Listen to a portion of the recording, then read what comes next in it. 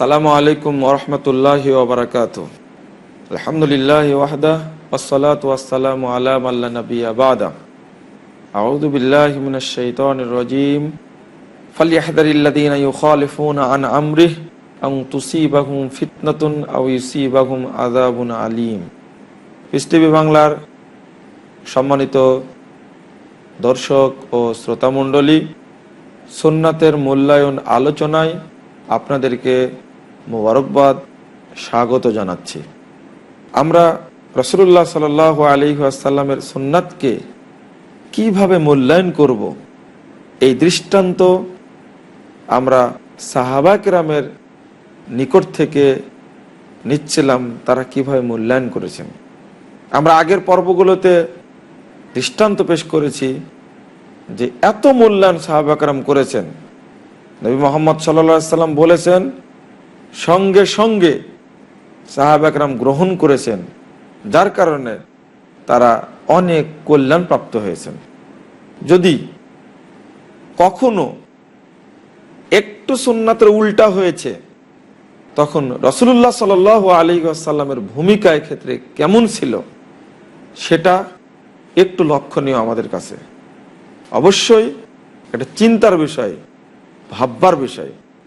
চলুন, একটু ব্যতিক্রম হলে তারা রাসূলুল্লাহ সাল্লাল্লাহু আলাইহি ওয়াসাল্লাম কেমন ভূমিকা পালন করেছেন, তার আচরণটা তখন কেমন হয়েছে, কয়েকটা উদাহরণ আপনাদের সামনে পেশ করবেন ইনশাআল্লাহ। সহিহ বুখারীর 319 পৃষ্ঠায় একটি হাদিস বর্ণিত হয়েছে এবং তিরমিজিতে একটি হাদিস বর্ণিত হয়েছে 176 পৃষ্ঠায়। সম্মানিত উপস্থিতি, আমরা তিরমিজির এই হাদিসের বর্ণনাটা আগে আপনার সামনে পেশ করি। তিনি কিভাবে তার সুন্নাতকে গুরুত্ব দেওয়ার জন্য বলেছেন। অন্য কোনো সুন্নাতকে, অন্য কোনো ব্যক্তির আদর্শকে মানার কোনো সুযোগ নেই। একদিন বারা ইবনে আযিব রাদিয়াল্লাহু আনহুকে তিনি ঘুমানোর দোয়া শিক্ষা দিচ্ছিলেন। দোয়ার মধ্যে ছোট্ট একটা অংশ এসেছে। তিনি বললেন, আমানতু বিনাবিয়্যিকা আল্লাযী আরসালতা, অর্থাৎ তুমি বলো, আমি আপনার নবীর প্রতি ঈমান আনলাম, যাকে আপনি পৃথিবীতে পাঠিয়েছেন। বারা ইবনে আযিব রাদিয়াল্লাহু আনহু তিনি তার বাক্যে একটি নতুন শব্দ বলে চেঞ্জ করে দিলেন। রাসূলুল্লাহ সাল্লাল্লাহু আলাইহি ওয়াসাল্লামকে সম্মান দিতে গিয়ে তিনি এই কথাটা বললেন।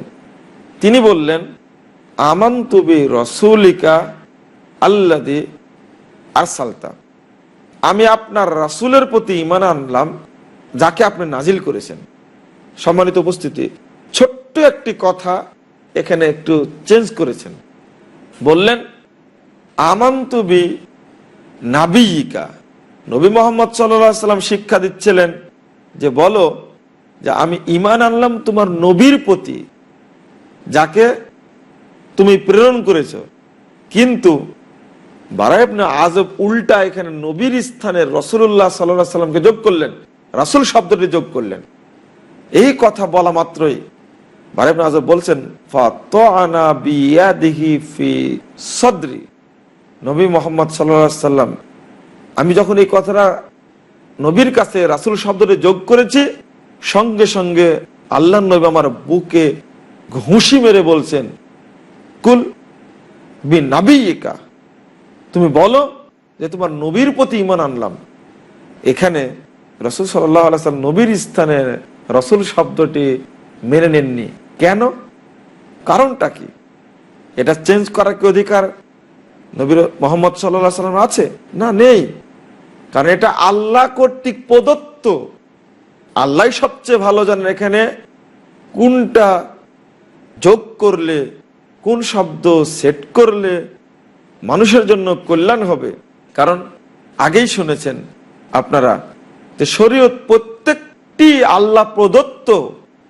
এখানে রাসূলুল্লাহ সাল্লাল্লাহু আলাইহি ওয়াসাল্লামের করণীয় কিছু নেই। এমনকি ছোট্ট একটা বিষয় যেটা আগে আমরা আলোচনা করেছি, 226 নম্বর হাদিস আবু দাউদের মধ্যে, একজন সাহাবী এসে জিজ্ঞেস করলেন আয়েশা রাদিয়াল্লাহু আনহাকে যে বেতের সালাত রাসূলুল্লাহ সাল্লাল্লাহু আলাইহি সাল্লাম রাত্রে আগে পড়েছেন না পরে পড়েছেন। তিনি বললেন কখনো পরেও পড়েছেন, কখনো আগেও পড়েছেন। তখন ওই সাহাবী বললেন, আলহামদুলিল্লাহিল্লাযী জাআলা ফিল আমরি সাআহ। ওই আল্লাহর যাবতীয় প্রশংসা যে আল্লাহ এই বিধানের মধ্যে স্বাধীনতা রেখেছেন, আমাদের একটা সুযোগ রেখেছেন। তাহলে বেতের সালাতটা তিনি রাত্রে আগে পড়বেন না পরে পড়বেন, এর ইখতিয়ার আল্লাহ রাব্বুল আলামিন নবীকে দেননি। এই বিধানটা দিয়েছেন আল্লাহ রাব্বুল আলামিন। নবীর কিছু এখানে হেরফের করার সুযোগ নেই। এই জন্য তিনি যখন দোয়া শিক্ষা দিচ্ছিলেন বারা ইবনে আযিবকে, তখন বললেন, তুমি বলো যেটা আমি বলেছি, তোমার এখানে শব্দ যোগ করলে চলবে না। বন্ধুরা আমার, আমরা এই হাদিস থেকে যদি শিক্ষা নেই, তাহলে আমরা বহু বিদআত থেকে, বহু সুন্নাত বিরোধী কাজ থেকে বিরত থাকতে পারবো। আমরা আজকে রাসূলের সুন্নাতকে বর্জন করে এই ধরনের নিজস্ব নীতি অনেক গ্রহণ করেছি, অথচ ছোট্ট একটা শব্দ তিনি মেনে নিলেন না। অথচ নবী বেশি মর্যাদাবান, রাসূল সাল্লাল্লাহু আলাইহি সাল্লাম বেশি মর্যাদাবান? লক্ষ্য করুন, রাসূল বেশি মর্যাদাবান, নবী বেশি মর্যাদাবান? নিঃসন্দেহে রাসূল বেশি মর্যাদাবান। কারণ প্রত্যেক নবী রাসূল নন, তো প্রত্যেক রাসূলই নবী। বারা ইবনে আযব তিনি হয়তোবা রাসূল শব্দটি উল্লেখ করে তিনি বেশি মর্যাদা বাড়াতে চাচ্ছিলেন, কিন্তু এই মর্যাদা বাড়ানোর ইখতিয়ার তার নেই। একমাত্র ইখতিয়ার হলো নবী মুহাম্মদ সাল্লাল্লাহু আলাইহি সাল্লামের কাছে আসা। আল্লাহর বিধান হলো মানদণ্ড। আপনি চেঞ্জ করেন কেন? সালাম দেওয়ার সময় দুই হাতে মুসাফা করি, কোনো বিধান নেই। সালাম বিধান রয়েছে, কিন্তু এর সঙ্গে যোগ করলেন কেন? এটা অনুমতি নেই। দ্বিতীয় কথা হলো, দেওয়ার পরে বুকে হাত দিচ্ছি, এরও কোনো বিধান নেই। এইভাবে ইসলামের সাথে অনেক দুর্নীতি যোগ হয়েছে, এইভাবেই ইসলাম বিকৃত হয়ে গেছে। মানুষ জানে না সঠিক সুন্নাত কোনটা আর বিদআত কোনটা। বন্ধুরা আমার, আমরা আলোচনায় গিয়ে একটা উদাহরণ পেশ করছিলাম। রাসূলুল্লাহ সাল্লাল্লাহু আলাইহি সাল্লামের সুন্নাতের একটু হেরফের হলে তিনি সেটা মেনে নেননি, তিনি সেটাকে বরদাস্ত করেননি। কিন্তু আজকে আমরা কত সুন্নাতকে অবজ্ঞা করছি, তার হিসাব নিকাশ নেই। যুক্তি দিয়ে সেগুলো জায়েজ করার চেষ্টা করছি, অথচ তিনি কেমন ভূমিকা পালন করলেন এই ক্ষেত্রে। কারণ শরীয়ত তো চেঞ্জ হয়ে যাবে, আল্লাহর শরীয়ত তো তখন আর থাকবে না। চলুন আমরা আরো কয়েকটা বিষয় এখানে লক্ষ্য করি। রাসূলুল্লাহ সাল্লাল্লাহু আলাইহি ওয়াসাল্লাম তিনি একদা সালাতের জন্য মানুষকে বলছেন, তোমরা কাতার সোজা করো। হাদিসটা সহিহ মুসলিমের মধ্যেও আসছে। এবং মিলিয়ে দাঁড়াও, তারা আসছো, একেবারে শেষতলা প্রাচীরের মতো দাঁড়িয়ে যাও। রাসূলুল্লাহ সাল্লাল্লাহু আলাইহি ওয়াসাল্লাম এইভাবে নির্দেশ দান করছেন, সদ্দুল খালাল, ফাঁক বন্ধ করো। কিন্তু ইতিমধ্যেই একজন সাহাবী কাতারের মধ্যে থেকে তার বুকটা একটু এগিয়ে দিয়েছেন। আল্লাহ নবী মুহাম্মদ সাল্লাল্লাহু আলাইহি ওয়াসাল্লাম বুঝতে পেরেছেন। বুঝতে পেরে ঘুরে গিয়ে তিনি বলছেন, সাবধান, তোমরা সালাতে কাতার সোজা করবে, আওয়ালা ইউখালিফুনাল্লাহু বুজুহাকুম, হয় তোমরা কাতার সোজা করবে, নয়তো আল্লাহ রাব্বুল আলামিন তোমাদের মুখের চেহারাকে পরিবর্তন করে দিবেন। একটু ভাববার বিষয়। কাজটা কতটুকু করেছেন? অল্প একটু ছোট্ট একটা কাজ করেছেন। কাতার সোজা করেছেন, সবই ঠিক আছে, কাতারে দাঁড়িয়েছেন, শুধু নিজের বুকটাকে একজন সাহাবী একটু এগিয়ে দিয়েছেন। এটাতে তিনি রেগে গেলেন, তোমরা কাতার ঠিক মতো সোজা করো, নয়তো আল্লাহ তোমার মুখের চেহারা পরিবর্তন করে দিবে, তোমরা সাবধান হও। কেন বললেন? কি কারণে বললেন? এই ছোট্ট এই সুন্নাতকে তিনি কি মেনে নিলেন? তিনি কি গ্রহণ করলেন? কারণ এটা সুন্নাত হয়নি, এটা সুন্নাতের বিরোধিতাকে তিনি মেনে নিলেন না। সম্মানিত উপস্থিতি, যদি আমরা সুন্নাতকে মূল্যায়ন করতে চাই, সুন্নাতকে যদি আমরা ভালোবাসতে চাই, তাহলে এই ঘটনাগুলো আপনাকে আমাকে খুব মনোযোগের সাথে, খুব মহব্বতের সাথে বিশ্লেষণ করে সুন্নাতকে মূল্যায়ন করার শিক্ষা গ্রহণ করতে হবে। বিকল্প পথ আমার সামনে, আপনার সামনে উন্মুক্ত নেই, বিকল্প পথ আমার জন্য খোলা নেই। কারণ কাল কিয়ামতের মাঠে নবী মোহাম্মদ সাল্লাল্লাহু আলাইহি সাল্লাম তিনি সর্বপ্রথম আমাদের উপকারের জন্য এগিয়ে আসবেন। আপনার কি মনে পড়ে না তিনি উম্মতের প্রতি কত দয়ালু, রহমশীল? তিনি বলছেন, ইন্নী ফারাতুকুম আলাল হাউদে, 974 পৃষ্ঠা খুলুন সহিহ বুখারী। আমি প্রথমেই চলে যাবে কাউসারের দ্বারে, কাউসারের দ্বারে গিয়ে তাদেরকে অভ্যর্থনা জানাবো। কারণ যদি অনেক পরে যায় তাহলে আমার উম্মত তীব্র রোদের মধ্যে কষ্ট পাবে। এই জন্য তিনি আগেই চলে যাবেন। উম্মতের প্রতি তার মহব্বত কত, ভক্তি তার কত, তার ভাবনাটা কত। কিন্তু আসলে কি আপনি সচেতন সুন্নাতের ব্যাপারে? রাসূলুল্লাহ সাল্লাল্লাহু আলাইহি সাল্লাম উম্মতের উপকারের ব্যাপারে খুব সচেতন। আলোচনা করছিলাম রাসূলুল্লাহ সাল্লাল্লাহু আলাইহি ওয়াসাল্লামের মহব্বতটা পেতে চাইলে, তার শাফাআতটা পেতে চাইলে, কাউসারের পানি পান করতে চাইলে আমাকে সুন্নাতের হক আদায় করতে হবে। যদি সুন্নাতের হক আদায় করতে ব্যর্থ হই তাহলে আমি পানি পান করতেও ব্যর্থ হব, রাসূলুল্লাহ সাল্লাল্লাহু আলাইহি সাল্লামের সুপারিশ থেকে বঞ্চিত হব। অথচ কত সচেতন নবী মুহাম্মদ সাল্লাল্লাহু আলাইহি সাল্লাম, আগেই চলে যাব, আমি তাদেরকে পানি পান করাবো। আমান শারিবা লাম ইয়াজমা আবাদা, আর একবার পান করলে কিয়ামতের মাঠের 50,000 বছরের লম্বা দিনে আর পিপাসা লাগবে না, আর পিপাসিত ওই ব্যক্তি হবে না। আপনি ভাবুন, আপনি চিন্তা করুন কিভাবে আপনাকে এবং আমাকে সুন্নাতটাকে মেনে চলতে হবে।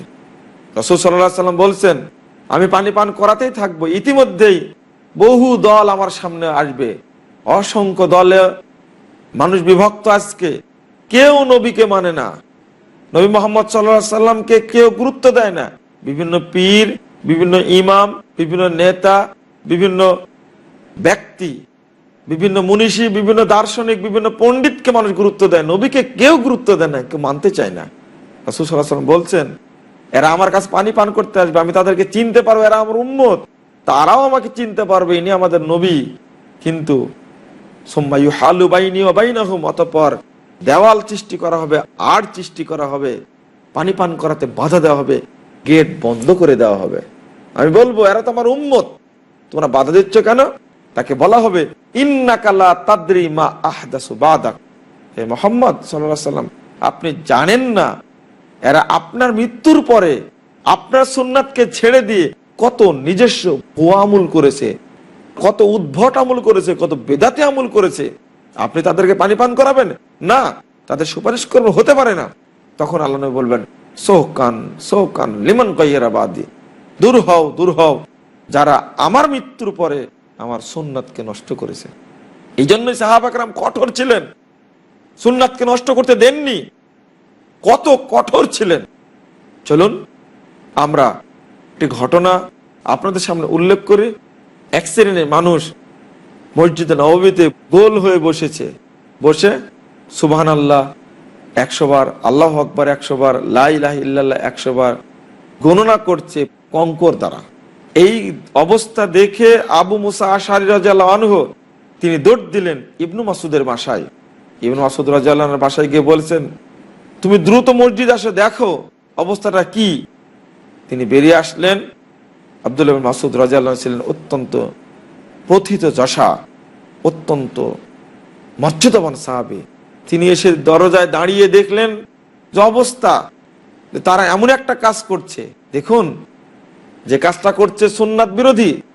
আল্লাহু আকবার বলছে, লা ইলাহা ইল্লাল্লাহ বলছে, সুবহানাল্লাহ বলছে, কিন্তু এটা তরিকা রাসূলুল্লাহ সাল্লাল্লাহু আলাইহি সাল্লামের নয়।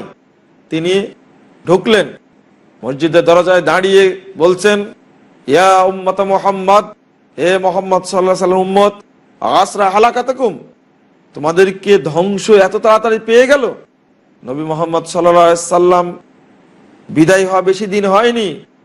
ওয়া আনিয়াতুহু লাম তুকসার, দেখো তিনি যে পাত্রগুলো ব্যবহার করেছেন এই পাত্রগুলো ভেঙে যায়নি, তিনি যে পোশাকগুলো ব্যবহার করেছেন সেগুলো এখনো নষ্ট হয়ে যায়নি, ছিঁড়ে যায়নি, আর তোমরা এত তাড়াতাড়ি ধ্বংস হয়ে গেলে? বন্ধুরা আমার, অতি নিকটে সাহাবে আব্দুল্লাহ ইবনে মাসউদ বেঁচে আছেন, সাহাবায়ে কেরাম বেঁচে আছেন, এমত অবস্থায় এক শ্রেণীর মানুষ মসজিদে নববীতে ঢুকে সুন্নাতের বিরোধী কাজ করছেন। সাহাবায়ে কেরাম সহ্য করতে পারেন? সহ্য করার প্রশ্নই আসে না, ভাববার প্রশ্ন আসে না।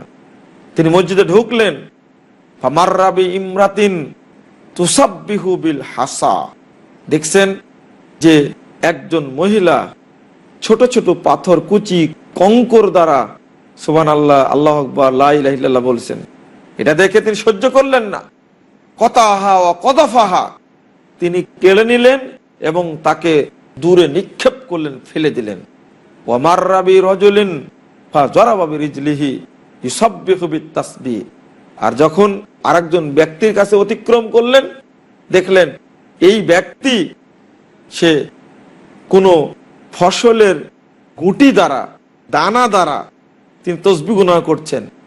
আজকে তেঁতুলের বিচি, লাটরায়ের বিচি, ছোলা দ্বারা লা ইলাহা ইল্লাল্লাহ, আল্লাহু আকবার বলে গণনা করা হয়।